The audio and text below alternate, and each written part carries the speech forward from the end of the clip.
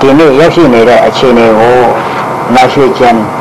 ပြောပြချက်ကျွန်တော်တို့နိုင်ငံကိုအင်္ဂလိပ်မြန်မာစစ်ပွဲ3ကြိမ်တိုက်ပြီးသိမ်းတဲ့ဆင်ကစာအာဘကမ်ဘယ်ကမွန်တို့ကိုသဘုံထပါဒါမှမဟုတ်ရှားနေပါလို့တိုက်တွန်းခဲ့ပါတယ်သူထုတ်ပြန်တဲ့ကြေညာချက်ထဲမှာသင်တို့မွန်နိုင်ငံကိုမြန်မာများကသိမ်းပိုက်ပြီးသင်တို့ကိုကျွံပြုနှိပ်စက်ကြလို့ပြုလုပ်ခဲ့တာကိုကျွန်တော်တို့သိပါတယ်ကျွန်တော်တို့မြန်မာများကိုတိုက်ဆင်သင်တို့ကအနှောင့်အယှက်မပေးပါကမြန်မာကိုအနိုင်တိုက်ပြီးရင်ခင်ဗျားတို့အထက်ကခေါင်းဆောင်တူဦးကိုရွေးချယ်ပါကျွန်တော်တို့အတိမပြုပြီးတန်းပြည်အုပ်ချုပ်ခွင့်ပေးပါမယ်လို့ကတိပြုခဲ့ပါတယ်ဒါပေမဲ့မြန်မာများကို1824ခုနှစ်မှာအနိုင်တိုက်ပြီးနောက်မွန်အများစုအနေနေထိုင်ပိုင်ဆိုင်ခဲ့တဲ့တနင်္သာရီတိုင်းကိုအင်္ဂလိပ်ကော်မရှင်နာတိုင်းမင်းကြီးကစီမံအုပ်ချုပ်ရကုကဲရမယ်လို့အိန္ဒိယအင်ပါယာပြန်ခံချုပ်ဒတ်ဟိုစီကအမိန့်ပေးခဲ့ပါတယ်မွန်တို့ကိုပေးထားတဲ့ဂရိမတီးပဲမစ္စတာမင်းဂေးဆိုသူကိုကော်မရှင်နာအဖြစ်ခန့်ထားလိုက်တာကိုမွန်တို့အများကြီးမကြေမနက်ဖြစ်ခဲ့ရပါတယ်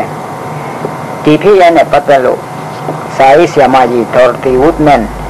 ရေးသားခဲ့တဲ့ The Making of Burma စာအုပ်ထဲမှာဖတ်ရှုတွေ့ရှိနိုင်ပါတယ်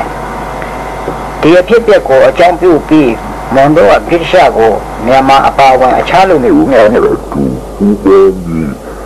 ပြန်ကြည့်မှတိုက်ထုတ်ဖို့သာနိုင်တန်ချခဲ့ကြပါတယ်အထောက်အထားတစ်ခုကိုပြရမယ်ဆိုရင်ပထမကပါစစ်ကြည်ပြီးနောက်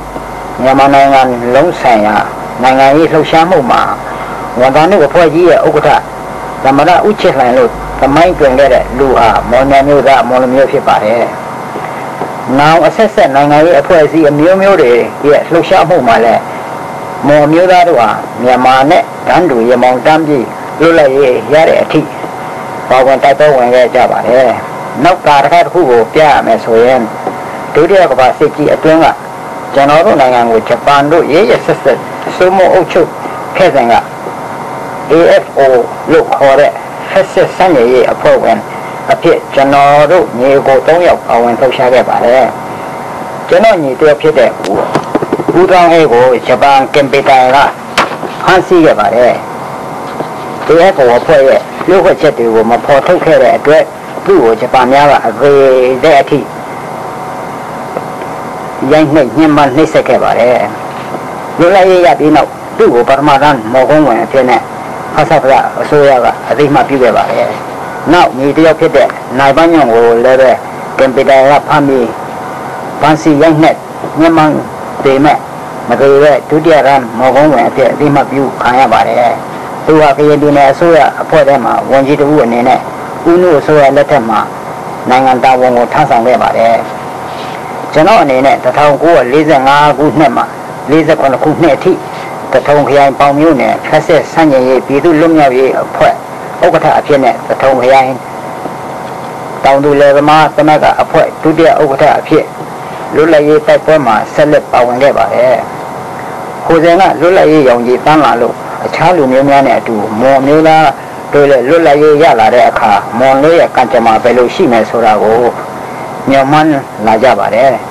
။မွန်ဥပ္ပချိုကောင်းဆောင်တဲ့မွန်တိုင်းရင်းသားအစည်းအရုံးဟာဖဆပလအဖွဲ့ချုပ်အဖွဲ့ဝင်အဖြစ်ပါဝင်ခဲ့ပါတယ်။ကရင်မျိုးသားတို့ဗြိတိရှနိုင်ငံလန်ဒန်မြို့ကိုသွားရောက်ပြီးတောင်ကူခရိုင်ပါဝင်တနင်္သာရီတိုင်းကိုဗြိတိရှဌာနသဟာယအဖွဲ့ဝင်ကရင်ပြည်ထူထောင်ပေးဖို့တောင်းဆိုကြပါတယ်။ဖဆပလအဖွဲ့ချုပ်ဟာဥပ္ပချိုကိုကရင်များတောင်းဆိုတဲ့နယ်မြေဟာသမိုင်းအရမွန်ကပိုင်ဆိုင်ခဲ့တဲ့အတွက်မွန်တို့သဘောတူညီမှုမရရှိပါကကရင်ပြည်အဖြစ်မတတ်မှတ်တဲ့ကြောင်းကန့်ကွက်ဖို့လောက်သာအသုံးချခဲ့ပါတယ်။မွန်ဦးချိုကမွန်ခွင့်ရင်းနဲ့ပတ်သက်လို့တောင်းဆိုတဲ့အခါမှာဖဆပလအဖွဲ့ချုပ်ကအသိမှမပြုဘဲပယ်ချခဲ့ပါတယ်။တစ်ချိန်တည်းမှာဖဆပလအစိုးရအဖွဲ့ထဲမှာပညာရေးဝန်ကြီးဝန်လို့နေတဲ့ကရင်မျိုးသားအစည်းအရုံးခေါင်းဆောင်စောပါဦးကြီးကကရင်ပြည်နယ်ဖော်ထုတ်ပေးရေးကိုအရေးဆိုတဲ့အခါမှာပယ်ချခဲ့တဲ့အတွက်1949ခုနှစ်မှာပြုလုပ်တဲ့တန်းပြည်ပြည်ရွတ်တော်ရွေးကောက်ပွဲကိုဗိမ့်မောက်ကြောင်းကျင်းညာပြီးပညာရေးဝန်ကြီးအဖြစ်မှလည်းနှုတ်ထွက်လိုက်ပါတယ်။ဖဆပလအဖွဲ့ချုပ်ထဲမှာ KNU လို့အများကသိကြတဲ့ကရင်မျိုးသားအစည်းအရုံးနှုတ်ထွက်တာကို KYO ခေါ်ကရင်လူငယ်အဖွဲ့ခေါင်းဆောင်စောစံဖို့တန်းကနဲ့အစားထိုးပြီးဖဆပလဝန်ကြီးအဖြစ်ခန့်ထားလိုက်ပါတယ်မွန်ဥပချိုရှေ့ဆောင်တဲ့မွန်တိုင်းသားအစည်းအရုံးကလည်း KNU ကိုအတူယူပြီးဖဆပလအဖွဲ့ချုပ်မှာနှုတ်ထွက်လိုက်ပါတယ်တန်းယူကြည့်ပြီးရုပ်ောက်ပွဲကိုလည်းတပိတ်မှောက်ကြောင်းကြီးညာခဲ့ပါတယ်ဖဆပလကလည်းတုံးပြန်တဲ့အနေနဲ့မွန်တန်းခေါင်းဆောင်တဲ့မွန်အမျိုးသားအဖွဲ့ချုပ်ကိုဖဆပလအဖွဲ့ဝင်အဖြစ်လက်ခံလိုက်ပါတယ် KNU အနေနဲ့ရုပ်ောက်ပွဲတပိတ်မှောက်လိုက်ပြီးမှလွတ်တော်ထဲမှာ KNU သားအများအတွက်တိကျအမှတ်24နေရာပေးထားပြီးဖြစ်လို့ KNU ကအရေးမခံပေမဲ့ KYO ကဝင်အရေးခံပါတယ်မွန်မျိုးသားကိုတန်းကုန်စည်ရင်ကောက်ယူတော့ကမြန်မာများအမျိုးသားစည်ရင်ထဲမှာထည့်ထားလို့တိကျမွန်အမှတ်နေရာပေးထားတာမရှိပါမွန်တို့အတွက်ဒီပုဂ္ဂလအမှတ်အနေနဲ့အရေးခံမှမွန်မျိုးသားအတွက်တိကျအမှတ်ရမယ်ဒီအမှတ်ရလို့ပေါ်ထွက်လာမယ်ဖြစ်တယ်ဒါကြောင့်မွန်တိုင်းသားအစည်းအရုံးကရုပ်ောက်ပွဲသမင်းမောက်ထားတဲ့အတွက်မွန်အကျိုးကိုလိုလားကြတဲ့မွန်လူတို့အစည်းအဝေးတစ်ခုကဖွဲ့စည်းအုပ်ချုပ်ကိုခြေခံစင်းမြင့်ဥပဒေရေးဆွဲမဲ့တန်းပြုပြီးပြထုတ်တော်တဲ့မှာမွန်အခွင့်အရေးကိုတောင်းဆိုနိုင်ဖို့မွန်မလောင်း6ယောက်ကိုတထုံခရိုင်နဲ့မွန်များပြန်လို့မှာဝင်အရေးခံကြဖို့ဆုံးဖြတ်ကြပါတယ်ဒီ6ယောက်ထဲမှာကျွန်တော်လည်းတစ်ယောက်ပါဝင်ပါတယ်ရုပ်ောက်ပွဲမှာဒေသဆိုင်ရာဖဆပလအဖွဲ့နဲ့ဒီလိုရဲဘော်အဖွဲ့တို့ကအထက်မှညွှန်ကြားရထားချက်အရာမတမာမှုမျိုးမျိုးနဲ့အနှောင့်အယှက်ပေးကြတာကတကြောင်မုံဝှချိုကတပိတ်မောက်ဖို့ရှင်းစော်ထားတာကတကြောင်မွန်အမတ်အဖြစ်တယောက်မှအယွေးမခံရပါဒါပေမဲ့မွန်အတွက်မဲပေးတာမဲပေါင်း2000ကျော်ရှိခဲ့တဲ့အတွက်ဝန်ကြီးချုပ်ဦးနုကအရေးခံကြတဲ့မွန်ကိုယ်စားလှယ်ခေါင်းဆောင်များနဲ့တွေ့ဆုံဆွေးနွေးလိုကြောင်းကမ်းလှမ်းလာပါတယ်။ဒါကြောင့်နိုင်ပါလွင်အခုနိုင်ရွှေချင်းခေါင်းဆောင်တဲ့အဖွဲ့ကရန်ကုန်မှာယဉ်ကျေးမှုနဲ့နိုင်ငံရေးအခွင့်အရေးပါတဲ့တောင်းဆိုချက်9ချက်ကိုတင်ပြတောင်းဆိုခဲ့ပါတယ်။ထောက်ရလာအဖွဲ့ချုပ်ကယဉ်ကျေးမှုအခွင့်အရေးလက်ကိုသာလောက်ရောပြီးနိုင်ငံရေးအခွင့်အရေးဖြစ်တဲ့မွန်လူဦးရေရဲ့အချိုးကျမွန်အမတ်ကိုသတ်မှတ်ပေးဖို့နဲ့မွန်အမတ်နဲ့ဖွဲ့စည်းထားတဲ့အာဏာရှိတဲ့မွန်ရဲကောင်စီတရားကိုဖွဲ့စည်းပေးဖို့ဆိုတဲ့အချက်နှစ်ချက်အပြင်တခြားတပ်မတော်တဲ့မှာလူမျိုးစုအလိုက်ဖွဲ့စည်းထားတဲ့မြန်မာကရင်ကချင်ချင်းတနက်ကင်တရင်များလို့မွန်မျိုးသားတို့အတွက်လည်းတရင်များဖွဲ့စည်းပေးဖို့တောင်းဆိုချက်ကိုလက်မခံညှင်းပယ်ခဲ့ပါတယ်ဗြိတိရှနဲ့ဂျပန်တို့စိုးမိုးအုပ်ချုပ်မှုအောင်မှလွတ်မြောက်ရေးအတွက်အခြားလူမျိုးများနဲ့အတူမောင်တို့ရေမောင်တန်းတပ်တော်ဝင်နေကြပြီနဲ့လွတ်လပ်လာတဲ့နိုင်ငံမှာတန်းလူရေးနဲ့ကိုယ်ပိုင်ပြဋ္ဌာန်းခွင့်ရရှိဖို့အရေးဆိုတဲ့အခါကျတော့မောင်နဲ့မြန်မာအတူတူပါပဲပြီးကြအခွင့်အရေးရယူဖို့မလိုပါဘူးလို့ဦးနုကမဟာလူမျိုးကြီးဒီဥစ္စာကိုဖွင့်ဟကျင့်သုံးလိုက်ပါတယ်ဒီလိုဆိုလိုက်တဲ့အတွက်မွန်ဥဖို့ချိုရဲ့ကြေညာချက်တစ်ခုတည်းမှာနိပွန်ဒီလိုမှာအတူတူပဲဆိုတဲ့ဂျပန်မစတာရဲ့အပြောနဲ့တံမြတ်ခေပါပြပါသေးတယ်မွန်လူတို့တရားလုံးကလည်းစိတ်မချမ်းသာဖြစ်သွားကြပါတယ်ဖဆမလခေါင်းဆောင်စုနဲ့ဆွေးနွေးကြတဲ့ရက်လက်ကိုမွန်နယ်မြို့စက်တုပ်ဒီမွန်လူတို့ညီလာခံမှာကျွန်တော်တို့ကဆွေးနွေးတင်ပြပါတယ်မွန်လူတို့ကမကြေမနက်နဲ့ကျုပ်တို့မြန်မာနိုင်ငံထောက်ဘက်ကိုသမိုင်းအရာတောင်းပန်ခွင့်ရှိပေမဲ့စီလုံးညီညွတ်ရေးကိုရည်မှန်းပြီးနိုင်ငံရေးအခွင့်အရေးနဲ့အနည်းကျင်းကလေးကိုတောင်းလာတော့မှမလိုက်လျောရင်ကျုပ်တို့ပိုင်ခွင့်အသေးပေါ်ဖြစ်တဲ့ ARD တိုင်းဒေဂူတိုင်းနဲ့တနင်္သာရီတိုင်းတို့ကိုမွန်တီအဖြစ်သတ်မှတ်တောင်းဆိုဖို့ဆုံးဖြတ်ချက်ချလိုက်ပါတယ်တစ်ချက်ထဲမှာမွန်လွတ်လပ်ရေးအဖွဲ့ချုပ်ကိုဖွဲ့စည်းပြီးနိုင်ပါလွင်အခုနိုင်ရွှေချင်းကိုဥက္ကဋ္ဌနိုင်စံသူကိုထွေသွင်းမှုအဖြစ်ရွေးချယ်လိုက်ပါတယ်မွန်လွတ်လပ်ရေးအားပေါ်အ အဖြစ်နဲ့တင်းနဲ့ပါရီတိုင်း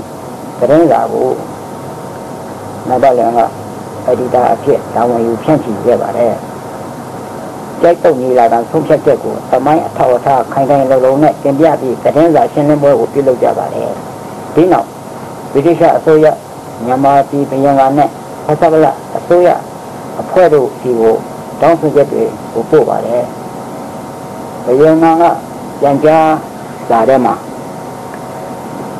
မွန်ခွေးတောင်းဆိုချက်နဲ့ပတ်သက်လို့မြန်မာကောင်းဆောင်များနဲ့ညှိနှိုင်းဖြည့်ရှင်းစေလိုကြောင်းအကြောင်းပြန်ကြားခဲ့ပါတယ်ဖဆပလအစိုးရအနေနဲ့ပြန်ကြားဖို့မရပဲတောင်းဆိုချက်ကိုကြောင်ထိုးထားလိုက်ပါတယ်သမောကြီးကောင်းဆောင်နဲ့ KNU အဖွဲ့ကလည်းဖဆပလအစိုးရကိုကရင်ပြည်နယ်ဖော်ထုတ်ပေးဖို့တောင်းဆိုပါတယ်အဲ့ဒါလဲတောင်းဆိုချက်ကိုဆင်ဝေးရန်ရှောင်သဘောမျိုးနဲ့တောင်းဆိုချက်ကိုဆွေးနွေးခဲ့ပါတယ်ကရင်လူတို့လည်းမကြေမနက်ပုံကြွလာပါတော့တယ် KNU ဗဟိုကော်မတီတူဖြစ်တဲ့မမဆန်ဦးစီးတဲ့ကရင်မျိုးသားကာကွယ်ရေးတပ်ဖွဲ့ KNDO ကိုဖွဲ့စည်းကြပါတယ် KNU ရဲ့နိုင်ငံရေးအာဘော်အဖြစ်နဲ့သူ့အနာတိုင်းသတင်းစာကိုမမဆန်အဒီတာအဖြစ်နဲ့ဆောင်ရွက်ထုတ်ဝေခဲ့ပါတယ်ဆန္ဒချင်းတူညီမှုအပေါ်မှာ1948ခုအောက်တိုဘာအတွင်းသောဘာဦးကြီးရှစ်ဆောင်တဲ့ KNU ဗဟိုခေါင်းဆောင်များနဲ့မွန်လူမျိုးရေးရာအဖွဲ့ချုပ်ခေါင်းဆောင်များဖြစ်ကြတဲ့နိုင်လာမောင်နိုင်ပါလွင်တို့အင်းစိန်မြို့မှာတွေ့ဆုံဆွေးနွေးကြပြီးတစ္ဆာအဋ္ဌံ၄ချက်ကိုလက်မှတ်ရေးထိုးကြပါတယ်တစ်ချက်မော်နဲ့ကရင်ပြည်ပေါ်ထွက်လာရေးအတွက်မော်နဲ့ကရင်ပူးတဲ့လက်သက်ချီတက်ကြမယ်နှစ်ချက်အဲ့ဒီလိုကျိုးပန်းကြရမှာအသက်ကိုပဓာနမထားပဲရည်မှန်းချက်အောင်မြင်တဲ့အထိတက်တော်ဝင်သွားမယ်သုံးချက်တူသဘောမတူပါကအခြားတူကတတ်တဲ့အင်အားစုနဲ့သဘောတည်ငြိမ်မှုမပြုလို့ရလေးအချက်အောင်ပွဲရတဲ့အခါမော်နဲ့ကရင်တတိတောင်နဲ့နေမလားတာမမဟုတ်ဤကြပြည်တော်များနဲ့နေမလားဆိုတာကိုမွန်ပြည်သူလူနဲ့ကရင်ပြည်သူလူတို့ကဒီမိုကရေစီနည်းရဆုံးဖြတ်ချက်ချကြဖို့ဖြစ်ပါတယ်အဲ့ဒီသစ္စာအဋ္ဌံ၄ချက်ကိုရေးဆွဲပြီးနောက်မော်ရမြိုင်နဲ့တထုံဟဲမှာရှိတဲ့မွန်ကျေးရွာကရင်ကျေးရွာနားမှာကျေးရွာကာကွယ်ရေးအတွက်ထုတ်ပေးထားတဲ့လက်နက်တွေကိုဘလို့များလိုက်လံသိသိပါတယ်အဲ့ဒီလောက်တာကို KNDO နဲ့ MNDO တို့ကအသိအမှတ်မပြုပဲအသိမခံပဲတံပြန်လည်းသိသိအားခံလာကြပါတယ်နိုင်လမောင်နဲ့နိုင်တိုင်းတို့မော်ရမြိုင်မြို့ကိုပြန်ရောက်ကြတဲ့အခါမှာတင်းနဲ့တာရီတိုင်းမင်းကြီးက MNDO တို့သိသိထားတဲ့လက်နက်များကိုရိုက်ချင်းပေးပြီးပြန်တောင်းတဲ့ရာဇဝင်ပေးပါတယ်ဒါပေမဲ့လက်နက်များခရီးလွန်နေပြီဖြစ်တဲ့အတွက်ပြန်မပေးနိုင်ဖြစ်ခဲ့ပါတယ်ဒါကြောင့်ရချင်းစိတဲ့အခါမှာနိုင်ပါလွန်နဲ့အချမ်းမုံကောင်းဆောင်19ယောက်ကိုပလိတ်ကပုံမှန်ငါးနဲ့ဖားဆီးပြီးမောင်နိုင်လူစိုးထောင်မှာအကျဉ်းချထားလိုက်ပါတယ်သဘောတူထားချက်ကိုလေးစားတဲ့သဘောနဲ့ KNDO တို့က MNDO ကိုအကူအညီနဲ့တထုံမျိုးနဲ့မော်ရမျိုးတို့ကိုဩဂုတ်လ30-31ရက်နေ့များမှာတနက်တစ်ချက်မှမဖောက်ရပဲသိသိလိုက်ပါတယ်။နောက်တော့လည်းမောင်ကောင်းဆောင်အားလုံးကိုလည်းပဲခရိုင်ဘုံကိုဖြစ်ဝရမ်းရေးခိုင်းပြီးထုတ်ယူပါတယ်။တထုံနဲ့မော်ရမျိုးကိုသိပြီးရက်တက်ပတ်တစ်ပတ်လောက်အကြာမှာဘာသာလာအစိုးရဝန်ကြီးချုပ်ဦးနုကမွန်ကရင်ရခိုင်ဒီတန်တရကိုယ်ပိုင်အုပ်ချုပ်ရေးဆောင်ဆိုင်ရေးကော်မရှင်ကိုလူမျိုးပေါင်းစုံကိုယ်စားလှယ်များပါဝင်တဲ့အဖွဲ့အစည်းတစ်ခုဖွဲ့ပေးပါမယ်လို့ကြေညာပါတယ်။ဒါနဲ့မော်နင်းခရိုင်ကိုသက်ဆိုင်ရာတို့ပြန်လည်လွှဲအပ်ပေးပါတယ်။တထုံခရိုင်ကိုတော့ဆက်လက်ထိန်းထားပါတယ်။1948ခုအောက်တိုဘာလအတွင်းမှာဒါဘဦးရှိဆောင်တဲ့ဒီတန်တရကိုယ်ပိုင်အုပ်ချုပ်ရေးဆောင်ဆိုင်ရေးကော်မရှင်စတင်ဖွင့်လှစ်တဲ့နေ့မှာမော်နဲ့ကရင်တို့ဦးတဲ့တောင်းဆိုချက်တရက်ကိုတင်သွင်းပါတယ်။အဲဒီတောင်းဆိုချက်ထက်မှာဒီအော်ဒီတိုင်းအခုတိုင်းနဲ့တင်းနှတိုင်းတိုင်းတို့ကိုမွန်ကရင်ရမညအထုတ်ချာအာဏာပိုင်နိုင်ငံအဖြစ်ထူထောင်ပေးဖို့တောင်းဆိုကြပါတယ်။အဲဒီနောက်ကော်မရှင်စုံစမ်းရေး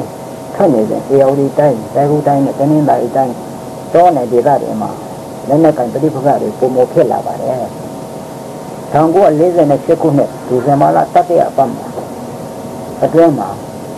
မော်လွတ်လိုက်ရေးအဖွဲ့ချုပ်သူတွေတင်းမှုနိုင်စံတို့ကိုမော်လမြိုင်မြို့လေကောင်းမှာစုဖို့ဆောင်ဖို့ထားတယ်များကတန်းတန်းနဲ့အပေပြတ်တက်လိုက်ခဲ့ပါတယ်။နာဘာလည်းအဲ့ဒီအခါတော့ကရှင်းနိုင်စံတို့နဲ့အတူရှိမှဆိုရင်အသက်ခံရမှာပဲ။ဒီဇမလာစတော့တဲ့အပတ်ထဲမှာဖတ်တလားအစိုးရက KNU နဲ့ MNDO တပ်ဖွဲ့တို့ကိုမတရားနဲ့ကြေညာလိုက်ပါတယ်။1949ခုဇန်နဝါရီလအတွင်းမှာနိုင်ပါလည်းမော်လမြိုင်ခရိုင် KNU ဥက္ကဋ္ဌပညာရေးဝန်ကြီးဟောင်းစောဖုချစ်အိမ်မှာရှိစဉ်စောဖုချစ်စောတာတော်စောယုံလာစောတာစီတို့နဲ့အတူကချင်တိုင်းရင်းနှစ်ကအထက်အမိန့်ရပုံမှန်အားနဲ့ဖန်စီပြီးမော်လမြိုင်ထောင်မှာအကျဉ်းချထားပါတယ်။မော်လမြိုင်ထောင်မှာကြာရမထားတဲ့အနည်းစခန်းကတစ်ဆင့်မန္တလေးထောင်ကိုလေရင်နဲ့တံကားနဲ့တံပို့လိုက်ကြပါလေမန္တလေးမြို့ကိုကရင်စစ်တပ်ပေါင်းစုကမသိမ့်နေ3ရက်အလိုမလ10ရက်နေ့မှာကျွန်တော်တို့9ယောက်ကိုငါတော်ကားနဲ့ခြေဘိုထောင်ကိုပို့လိုက်ပြန်ပါလေ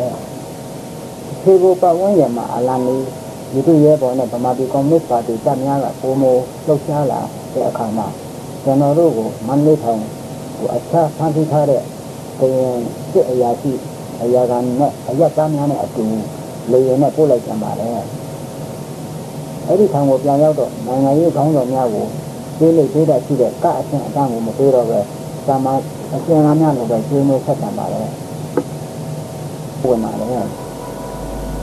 ဒါနဲ့ဟိုကတရားရေးဌာနဝန်ကြီးဥက္ကမောင်လက်ကိုယ်တိုင်စုံစမ်းရေးကော်မရှင်ဥက္ကဋ္ဌအဖြစ်နဲ့မန္တလေးထောင်ကိုလာရောက်ပြီးပြည်ပြန်ခိုင်းပါတယ်။စုံစမ်းရေးကော်မရှင်မလာရင်မလေးမှာဖတ်ဆရာစာအုပ်အစ်စ်တွေတပုံတစ်ခေါင်းကြီးထောင်မှကလာရောက်ပြီးတော့ပြီးစုံစမ်းရေးကော်မရှင်ပြန်တော့တာနဲ့တပြန်ကပြန်လည်ယူတော့ပါတယ်။ဒီကြားထဲမှာကရင်မျိုးသားကွန်ဂရက်အဖွဲ့ကထောင်ထဲကျင်းချထားတဲ့ကရင်မျိုးသားတွေရဲ့အခြေအနေကိုကြည့်လိုပါတယ်လို့ဖဆဗလာအစိုးရကိုသင်ပြတဲ့အတွက်ကရင်မျိုးသားတိုင်း民ကြီးဟောင်းဥဖေခေါင်းဆောင်တဲ့အဖွဲ့ဟိုမန္တလေးထောင်မှာလာရောက်ကြည့်ရှုခွင့်ပေးပါတယ်ကျွန်တော်တို့စားနေရတဲ့ကျမ်းမာရေးကိုထိခိုက်နိုင်တဲ့ဆန်လုံးလေးတွေကို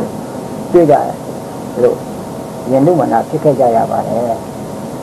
1950ခုຫນွေမှာရွက်ကောက်ပွဲမပြုလုပ်မီကျွန်တော်နဲ့အတူ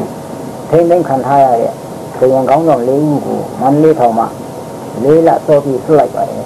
ကျွန်တော်ကတော့မလွတ်ပါနောက်မှသိရတဲ့အကြောင်းကတော့မော်လမြိုင်ခရိုင်ဖတ်တလားအောက်ခြေကောင်းဆောင်တွေကကျွန်တော်ကိုလွတ်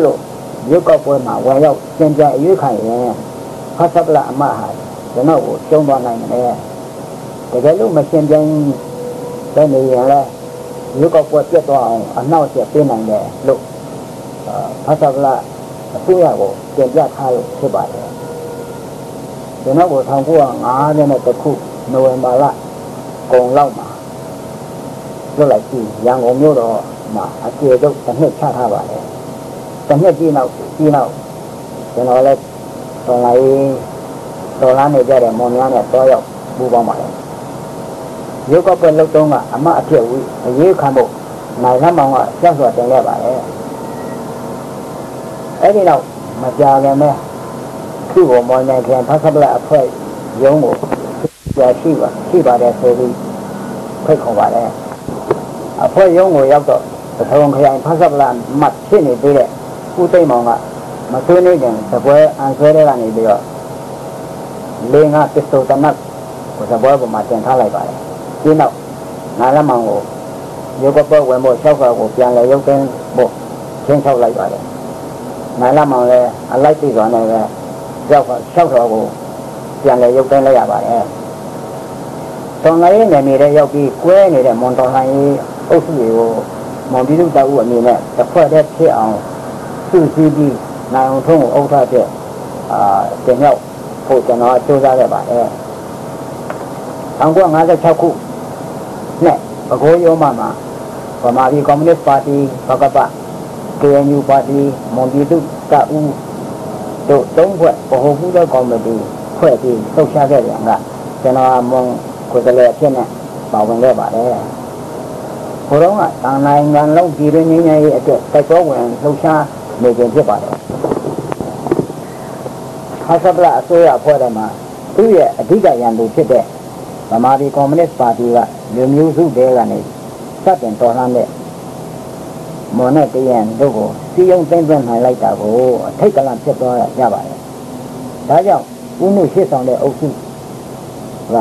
ဒီမိုကရေစီကိုပုံမဖွင့်ပေးပြီးငြိမ်းချမ်းရေးလိုလားပါတယ်ဥပဒေဦးကျော်ငိမ့်တို့ဆိုရှယ်လစ်အုပ်စုကတော့ဒီလက်စစ်အပြုတ်တိုက်ရေးကိုလိုလားကြပါတယ်ဒီအယူအဆ200ကနေပြီးဖဆပလအစိုးရအဖွဲ့ကွဲသွားတဲ့အထိဖြစ်ခဲ့ပါတယ်လူတော်ထဲမှာဘယ်သူအစိုးရဆက်လုပ်မလဲဆိုတဲ့ပြဿနာကိုဦးနုဘက်ကိုဒီတော်စုမြန်မာနိုင်ငံညီညွတ်ရေးတပ်ပေါင်းစုပတ်မညတ်တာအမှတ်40တော့42ဦးတို့ကမဲပေးလိုက်တဲ့အတွက်မဲစစ်မဲအတာရပြီးဦးနုကအစိုးရအဖွဲ့ကိုဆက်လက်ထိန်းထားနိုင်ပါတယ်မကြခင်မှာပဲဦးနုကမော်နဲ့ရခိုင်ပြည်သူတို့ကပြည်နယ်များလိုချင်ရင်ဝိုင်းဝန်းဖော်ထုတ်ပေးမယ်လို့ကြေညာလိုက်ပါတယ်ဒီအတော့တဲမှာဦးလက်ဖေစစ်ဆောင်တဲ့ပအိုးအမျိုးသားအဖွဲ့ချုပ်ကဥပဒေတော်ဝင်သွားတာရဲ့ရခိုင်ဘက်မှာဦးစိန်သာတို့ကဥပဒေတော်ဝင်သွားတာရဲ့တို့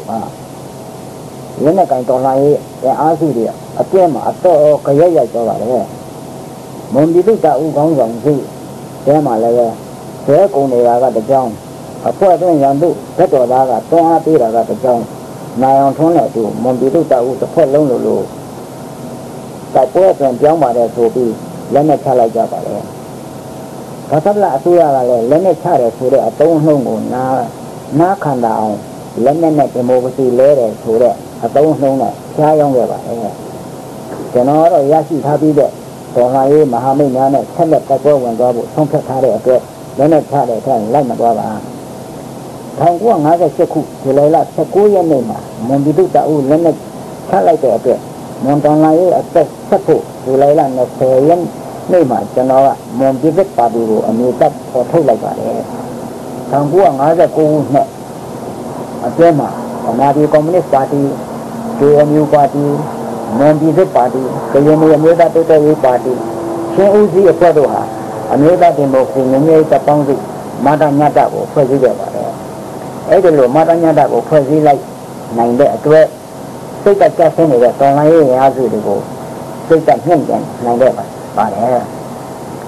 1962ခုမလန်10ရက်နေ့မှာဦးနုရဲ့ပြည်တော်စုအစိုးရလက်ထက်ကတိုင်းပြည်အခြေအနေရေရွံ့လာတဲ့ဆိုတဲ့အကြောင်းပြချက်နဲ့ဘိုနိုဝင်းရှေ့ဆောင်တဲ့တပ်မတော်ကအာဏာသိမ်းလိုက်ပါတယ်ဦးနုအပါဝင်ဝန်ကြီးတွေကိုလည်းထိန်းသိမ်းထားလိုက်ပါတယ်အာဏာသိမ်းလိုက်တဲ့အကြောင်းများထဲမှာရှမ်းပြည်တောင်ကြီးကွန်ဖရင့်မှာစစ်မှန်တဲ့ပြည်တော်စုဖွဲ့စည်းရေးဟိုလူမျိုးစုများကတောင်းဆိုလို့ဦးနုကလိုက်လဲရမယ့်အခြေအနေဆက်ရောက်တာကတကြောင်ဘာသာပလအဖွဲ့ထဲမှာဥပ္ပိုလ်သခင်အုပ်စုတို့သဘောထားကွဲလဲတာကတကြောင်ရခိုင်ပြည်နယ်ကိုပြင်ဆင်ချက်ဥပဒေနောက်3ရက်အတွင်းမှာလက်တော်ထဲမှာအတည်ပြုတော့မှအခြေအနေဆက်ရောက်နေတာကတကြောင်ရခိုင်ပြည်နယ်ကိုထူထောင်ပေးပြီးရင်မွန်ပြည်နယ်အရေးကိုဆက်လက်ကင်တော်ရမှမှာကတကြောင်တို့ကြောင့်ဖြစ်ပါတယ်1963ခုနှစ်မှာစစ်အာဏာရှင်များကရန်ကုန်မြို့မှာတော်လှန်ရေး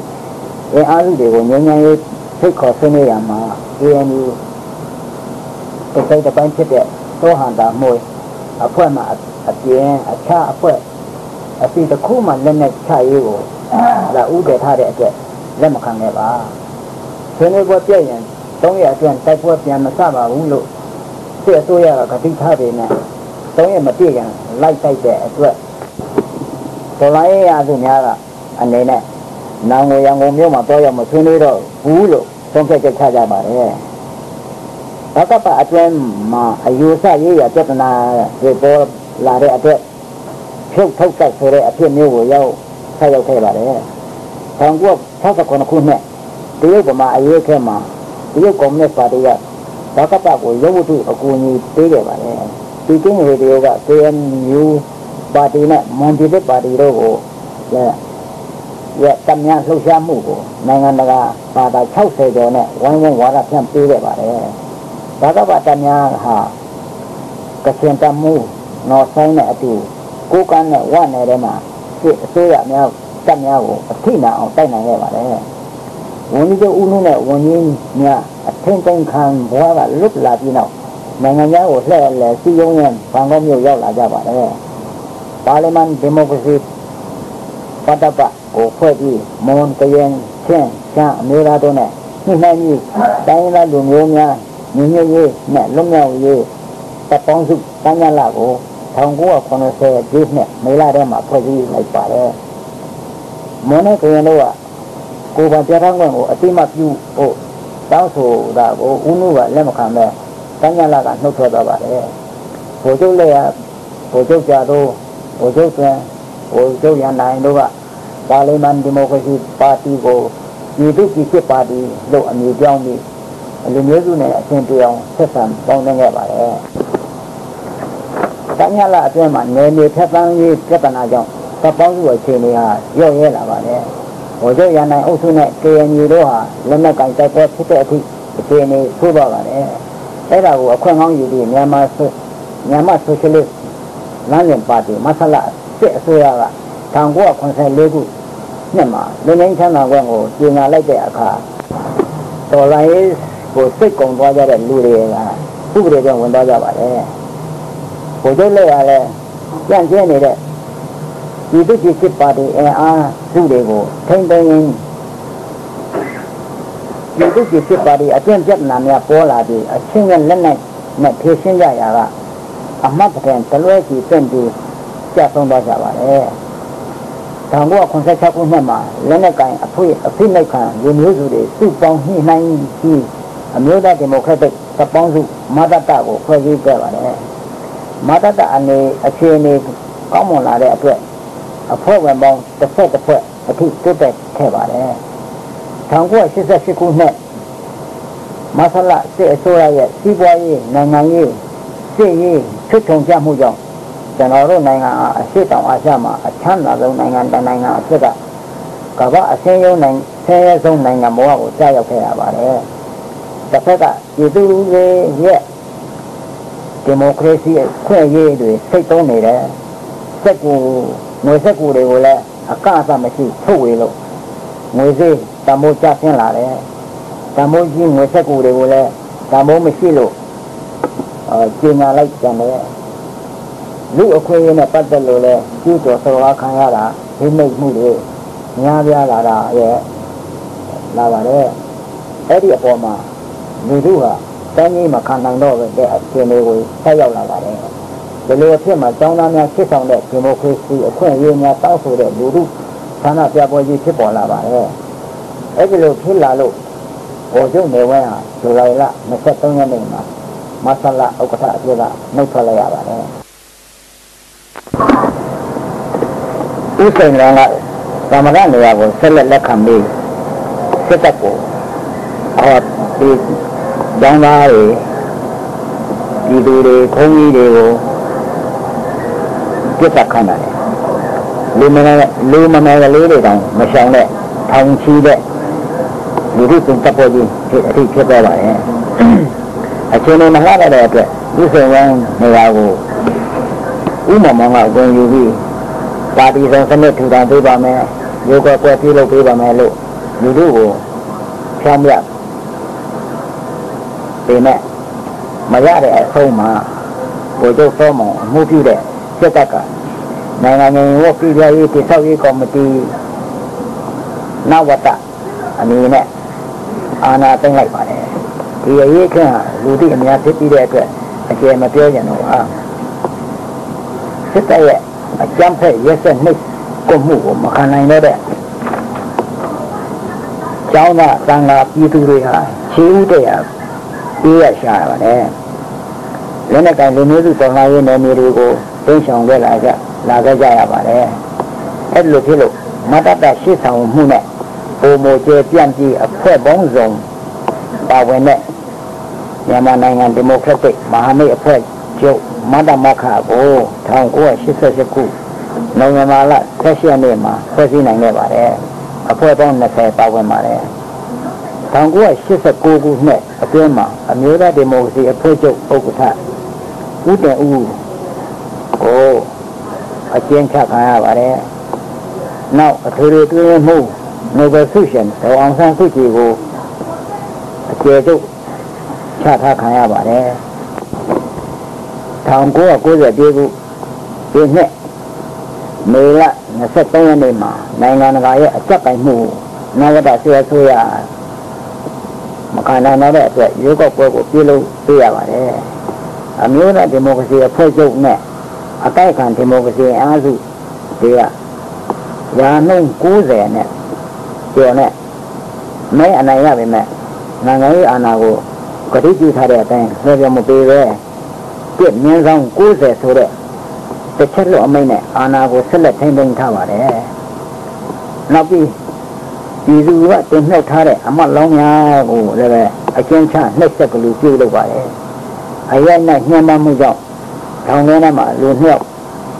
သေဆုံးခဲ့ရပါတယ်။အမျိုးသားဒီမိုကရေစီအဖွဲ့ချုပ်အမတ်များစုပေါင်းပြီးရန်ကုန်ဂန္ဒီခမ်းမဆောင်မှာညီလာခံလုပ်ပြီးပါလီမန်ဖွင့်ပေးဖို့နဲ့အာဏာလွှဲပြောင်းပေးဖို့အရေးဆိုပေမဲ့သူဆောင်ဆွေးနွေးကိုလည်းလက်မခံပါလီမန်နဲ့ဖွင့်မပေးအဲ့လိုဖြစ်ခဲ့ပါတယ်အရေးခံထားရတဲ့အမတ်တွေတခါမန္တလေးမြို့မှာသံဃာများအကူအညီနဲ့ထပ်မံဆွေးနွေးကြပြီးဒေါက်တာစိန်ဝင်းကိုဝန်ကြီးချုပ်အဖြစ်ရွေးချယ်ကြပါတယ်ရှေ့ကိုတင့်တော်သလိုဆက်လက်လုပ်သွားဖို့ကိုလည်းဆုံးဖြတ်တာဝန်ပေးပါတယ်ဒီအတွက်နဲ့သံဃာများကိုနဝတကအရေးယူလာတဲ့အတွက်အမတ်တွေရှောင်းလူရှောင်းပုံလူပုံနဲ့အချင်းရတဲ့အချိန်တွေမှာရောက်လာပါတယ်ဒေါက်တာစိန်ဝင်းနဲ့အမတ်6ယောက်တုတ်ပြီးတုတ်မွန်ပြည်တစ်ထိန်းသိမ်းထားတဲ့နယ်မြေကိုရောက်လာကြပါတယ်အမတ်မဟုတ်တဲ့တိုင်းစီမှုတွေလည်းအလျိုးရှိုးရောက်ရှိလာကြပါတယ်မွန်ဒေသမှာနေပြီးတော့ကရင်ပြည်နယ်မနာပရောကိုရောက်သွားတဲ့အခါမှာဒီမိုကရက်တစ်မဟာမိတ်အဖွဲ့ချုပ်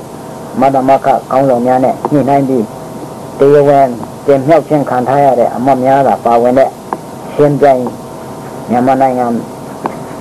အမျိုးသားညွန့်ပေါင်းအစိုးရကို1990ဒီဇင်ဘာလ18ရက်နေ့မှာဖွဲ့စည်းကြပါတယ်မဒမကမှာလည်းနေရာတိုင်းနေရာထိုင်ရင်းဇေယျစကမအစလိုလေသေးမရှိအောင်ကူညီထောက်ပံ့ပါတယ်နောက်မှများမကြခင်လည်းအမျိုးသားဒီမိုကရေစီကောင်းဆောင်ပိုင်းများပါဝင်တဲ့အမျိုးသားဒီမိုကရေစီအဖွဲ့ချုပ်လွတ်မြောက်နယ်မြေအဖွဲ့အစည်းကိုဖွဲ့စည်းကြပါတယ်ဒေါက်တာစိန်ကဥက္ကဋ္ဌဦးဝင်းခက်ကတွင်မှုဖြစ်ကြပါတယ်မြန်မာနိုင်ငံအမျိုးသားညွန့်ပေါင်းအစိုးရရဲ့ဝန်ကြီးချုပ်နဲ့ဝန်ကြီးတွေဟာကမ္ဘာအနှံ့များလှည့်လည်ပြီးထောက်ခံအားပေးမှုရရှိအောင်ကြိုးစားကြပါတယ်ဒီတော့တဲ့မှာ1990ခုနှစ်မှာနော်ဝေနိုင်ငံကတိမ်ကျုပ်ချခံထားရတဲ့အမျိုးသားဒီမိုကရေစီအဖွဲ့ချုပ်ထွေထွေတွင်းမှုဒေါ်အောင်ဆန်းစုကြည်ကိုနိုဘယ်ငြိမ်းချမ်းရေးဆုချီးမြှင့်တဲ့ဒါနဲ့အတူမြန်မာနိုင်ငံမျိုးသားညွန့်ပေါင်းအစိုးရကိုလည်းအသိမှတ်ပြုလိုက်ပါတယ်ကနေဒါဂျပန်ဂျာမနီဩစတြေးလျစတဲ့နိုင်ငံများကလည်းအကူအညီအမျိုးမျိုးနဲ့အားပေးထောက်ခံလာပါတယ်1990ခုနှစ်ကုလသမဂ္ဂအထွေထွေညီလာခံမှာမြန်မာနိုင်ငံအုပ်စိုးနေသူများဖြစ်ကြတဲ့နဝတကိုရွေးကောက်ပွဲအဆုံးအဖြတ်ကိုလက်ခံဖို့နဲ့မြန်မာနိုင်ငံပြည်သူတို့ရဲ့လူအခွင့်အရေးကိုလေးစားလိုက်လျောဖို့မဲမခွဲပဲညှိနှိုင်းပြီးဆုံးဖြတ်ချက်ချလိုက်ပါတယ်နိုင်ငံတကာအတိုင်းအဝန်ကမြန်မာနိုင်ငံအမျိုးသားညွန့်ပေါင်းအစိုးရအဖွဲ့နဲ့အတူလူမျိုးစုအမျိုးသားကိုယ်စားလှယ်များမပါလာကြတာကိုအားမလို့အားမရဖြစ်ကြပါတယ်အဲ့ဒါကိုပြေလေတော့အောင်လူမျိုးစုများကိုယ်ပိုင်ကြားထမ်းခွင့်နဲ့လူမျိုးစုပြည်နယ်ပေါင်းစုံပြည်ထောင်စုဖွဲ့စည်းရေးလူထုအခွင့်အရေးနဲ့ဒီမိုကရေစီရေးတို့ကိုအာမခံချက်ပေးထားတဲ့မနော်ပလော့စာချုပ်ကို1992ခုဇူလိုင်လ31ရက်နေ့မှာအမျိုးသားညွန့်ပေါင်းအစိုးရကိုစားဒေါက်တာစိန်ဝင်းအမျိုးသားဒီမိုကရေစီအဖွဲ့ချုပ်လွတ်မြောက်နယ်မြေကိုစားဦးတင်အောင် Democratic မဟာမိတ်ဖွဲ့ချုပ်ကိုရသောပုံများအမျိုးသား Democratic တပ်ပေါင်းစုကိုရနိုင်ရွှေကျန်တို့ပါဝင်လက်မှတ်ရေးထိုးထားကြပါတယ်ဒီနောက်ရှေ့လုံငန်းတော်ဝန်များကိုဆက်လက်ထမ်းဆောင်သွားနိုင်အောင်အဖွဲ့ပေါင်းစုံပါဝင်တဲ့အမျိုးသားကောင်စီကိုအမျိုးသားညွန့်ပေါင်းအစိုးရမှကိုယ်စားလှယ်22ဦးအမျိုးသားဒီမိုကရေစီအဖွဲ့ချုပ်လွတ်မြောက်နယ်မြေမှကိုယ်စားလှယ်5ဦးဒီမိုကရက်တစ်မဟာမိတ်အဖွဲ့ချုပ်မှကိုယ်စားလှယ်20ဦးနဲ့အမျိုးသားဒီမိုကရက်တစ်တပ်ပေါင်းစုမှကိုယ်စားလှယ်9ဦးတို့ပါဝင်ပြီးစုစုပေါင်းကိုယ်စားလှယ်55ဦးတို့နဲ့ဖွဲ့စည်းခဲ့ပါတယ်ဒီမှာတတိယကိုသမိုင်းမှတ်တိုင်တစ်ခုကတော့အနှစ်40ကျော်ဖြစ်ခဲ့တဲ့ပြည်တွင်းစစ်တစ်လျှောက်လုံးမှာမြန်မာမဟုတ်တဲ့လူမျိုးစုများနဲ့မြန်မာလူမျိုးစုတို့ချစ်ကြည်ရင်းရင်းနှီးနှီးနဲ့ကျွန်တော်တို့နိုင်ငံကိုပြန်လည်ထူထောင်မှုရေမောင်တန်းလက်တွဲချစ်တတ်နေတဲ့အချက်ပဲဖြစ်ပါတယ်1992ခုစက်တင်ဘာလနဲ့အောက်တိုဘာလအတွင်းမှာကုလသမဂ္ဂအထွေထွေတွင်းညီလာခံပြုလုပ်နေချိန်မှာအမျိုးသားညွန့်ပေါင်းအစိုးရဝန်ကြီးအဖွဲ့ဝင်များနဲ့အတူ